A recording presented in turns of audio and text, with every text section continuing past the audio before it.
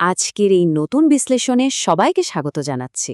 আচ্ছা, আমাদের কি কখনো মনে হয়েছে স্কুলে শারীরিক শিক্ষার ক্লাসগুলো যদি শুধু খেলার মাঠে এলোমেলো দৌড়াদৌড়ির মধ্যে সীমাবদ্ধ না থেকে সত্যিকারের একটা সুপরিকল্পিত জার্নি হতো? ঠিক এই চমৎকার কাজটাই করেছে দিয়াত্মিকা বা ডায়েত্তিমিকা স্কুল। একেবারে ছোটবেলার মৌলিক খেলাধুলা থেকে শুরু করে হাই স্কুলের দারুণ সব ফিটনেস প্রোগ্রাম পর্যন্ত তাদের এই ফিজিক্যাল এডুকেশন বা শারীরিক শিক্ষার জার্নিটা কিভাবে কাজ করে, চলুন আজ সেটাই ধাপে ধাপে দেখে নেওয়া যাক। তো চলুন একদম গভীরে ঢোকা যাক। দিয়াত্মিকা স্কুলের হেড অফ পিই ফিলিপ কেরির একটা দারুণ কথা দিয়ে শুরু করা যায়। দীর্ঘ ২৫ বছরেরও বেশি সময়ের অভিজ্ঞতা থেকে উনি বলেছেন, খেলাধুলায় আনন্দ এবং সাফল্য শিক্ষার্থীদের একাডেমিক ক্ষেত্রেও দারুণ অনুপ্রেরণা নিয়ে আসে। সুস্থ দেহে থাকে সুস্থ মন। ব্যাপারটা কিন্তু মোটেও শুধু একটা কথার কথা নয়, বরং এটাই তাদের পুরো কারিকুলামের মূল দর্শন। তারা স্পোর্টস ফর অল বা সকলের জন্য খেলাধুলার নীতিতে বিশ্বাস করে, যা আসলে একটা বাচ্চার সার্বিক বিকাশের চাবিকাঠি। পুরো জার্নিটা যদি আমরা একটা টাইমলাইনে ফেলি, তাহলে ধারাবাহিকতাটা বেশ পরিষ্কার হয়ে যাবে। একেবারে শুরুতে, অর্থাৎ প্লে গ্রুপ বা আর্লি ইয়ার্সে বাচ্চারা মূলত খেলার ছলে চারপাশটাকে এক্সপ্লোর করে। এরপর প্রাইমারি স্তরে এসে তারা শেখে শরীরের মৌলিক সঞ্চালন বা ফান্ডামেন্টাল মুভমেন্টস। হাই স্কুলে পৌঁছালে মূল ফোকাস চলে যায় হেলথ এবং ওভারঅল ফিটনেসের উপর। আর নবম থেকে দ্বাদশ শ্রেণীতে সেখানে শারীরিক শিক্ষাকে রীতিমতো ক্যামব্রিজ এক্সামিনেশনের একটা বিষয় হিসেবে বেছে নেওয়ার সুযোগ থাকে। প্রথমেই আসছে প্রাইমারি স্তর, অর্থাৎ ফান্ডামেন্টাল মুভমেন্ট স্কিলস, যেখানে মূলত শারীরিক সক্ষমতার ভিতটা গড়ে দেওয়া হয়। ছোট বাচ্চাদের যে কি পরিমাণ অফুরন্ত এনার্জি থাকে সেটা তো আমাদের সবারই জানা, তাই না? একদম আনস্টপেবল।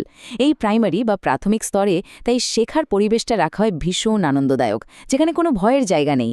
বাচ্চারা ফুটবলের মতো খেলার মাধ্যমে দৌড়ানো, লাফানো বা ব্যালেন্স করার মতো বেসিক মুভমেন্টগুলো শিখতে থাকে। কোনো প্রেশার ছাড়া এভাবেই তাদের শারীরিক কাঠামোর একদম প্রাথমিক ভিত্তিটা তৈরি হতে শুরু করে। আচ্ছা, এখানে একটা ব্যাপার কিন্তু একটু আলাদা আর বেশ ইন্টারেস্টিং। দিয়াত্মিকা স্কুলে সাঁতারকে কখনোই শুধু একটা অপশনাল খেলা হিসেবে দেখা হয় না, বরং এটা জীবনের জন্য অত্যন্ত জরুরি একটা সেফটি স্কিল। প্রাইমারি স্তরের প্রত্যেকটা ক্লাসের জন্য প্রতি বছর একটা নির্দিষ্ট টার্মে সাঁতার শেখানোটা একদম বাধ্যতামূলক।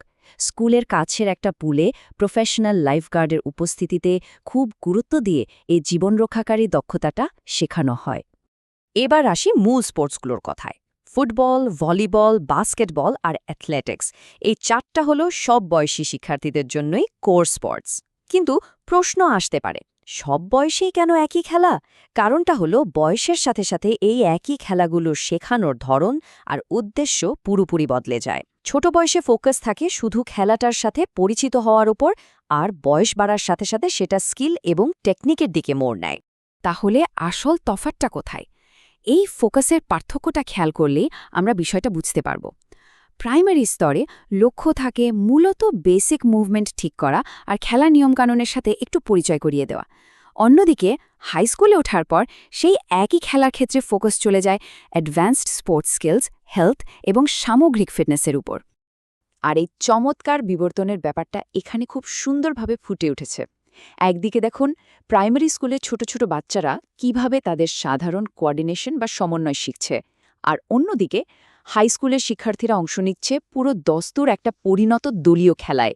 এটা শুধু বয়সের তফাৎ নয়, বরং একদম ছোটবেলা থেকে ধাপে ধাপে কিভাবে একজন শিক্ষার্থী পরিণত ক্রীড়াবিদ হয়ে ওঠে, এটা তারই একটা পারফেক্ট উদাহরণ।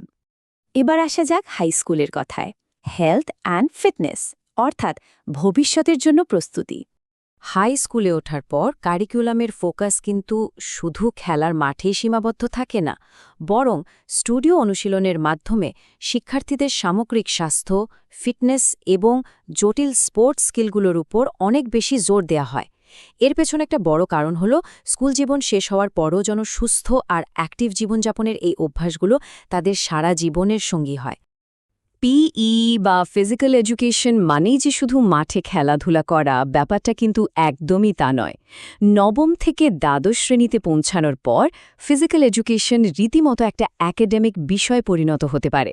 সপ্তাহে 2টো কোর পিই ক্লাসের পাশাপাশি আইজিসিএসই, আইজিসিএসই এমনকি এ লেভেল পর্যায়েও শারীরিক শিক্ষাকে ক্যামব্রিজ এক্সামিনেশনের বিষয় হিসেবে বেছে নেয়ার চমৎকার সুযোগ থাকে। পাঠ্যক্রমের বাইরেও তো একটা বড় জগৎ আছে, তাই না? এবার দেখব এক্সট্রা কারিকুলার এবং প্রতিযোগিতার দিকগুলো। বিএসএসএ বা আন্তঃস্কুল স্পোর্টস অ্যাসোসিয়েশনের প্রোগ্রামগুলো সারা বছর জুড়ে খুব সুন্দরভাবে সাজানো। বছরটাকে 4টে টার্মে ভাগ করা হয়। প্রথম টার্মে ফোকাস থাকে ফুটবলে, দ্বিতীয়টিতে ভলিবল, তৃতীয়টিতে বাস্কেটবল এবং একদম শেষ টার্মে অ্যাথলেটিক্স। 6 বছর বয়সী একদম ছোট বাচ্চা থেকে শুরু করে সিনিয়র ক্লাসের শিক্ষার্থীরাও এই টুর্নামেন্টগুলোতে অংশ নেয়। এর ফলে তাদের মধ্যে যেমন স্পোর্টিং স্কিল বাড়ে, তেমনি টিম ওয়ার্কও তৈরি হয়। আচ্ছা, এই স্লাইডের সবচেয়ে দারুণ বিষয়টা কি জানেন? সংখ্যাটা হলো 12। দিয়াত্মিকা স্কুল বিএসএসএ অ্যাথলেটিক্সে টানা 12 বছর ধরে চ্যাম্পিয়ন হওয়ার গৌরব অর্জন করেছে। একবার ভাবুন তো, টানা 1 যুগ ধরে নিজেদের শ্রেষ্ঠত্ব ধরে রাখা, এটা কিন্তু মোটেও কোনো সাধারণ ব্যাপার নয়। একদম ছোটবেলা থেকে ধাপে ধাপে শারীরিক সক্ষমতা গড়ে তোলার যে পরিকল্পিত কাঠামোর কথা আমরা এতক্ষণ জানলাম, এই অবিশ্বাস্য সাফল্য তারই একটা বড় প্রমাণ। আজকের এই আলোচনার একদম শেষ পর্যায়ে এসে একটা প্রশ্ন কিন্তু আমাদের ভাবায়। ছোটবেলা থেকে এই যে সকলের জন্য খেলাধুলার নীতির উপর ভিত্তি করে একটা টানা শারীরিক বিকাশের মধ্যে দিয়ে যাওয়া, এটা কিভাবে আগামী দিনের নেতৃত্ব তৈরি করতে সাহায্য করবে? আসলে একটা সুস্থ শরীর আর সুস্থ মন শুধু একজন ভালো স্পোর্টসম্যানই তৈরি করে না, বরং একজন ভীষণ আত্মবিশ্বাসী মানুষও তৈরি করে। আজকের এই বিশ্লেষণটি এখানেই শেষ করছি। এতক্ষণ সাথে থাকার জন্য সবাইকে অসংখ্য ধন্যবাদ।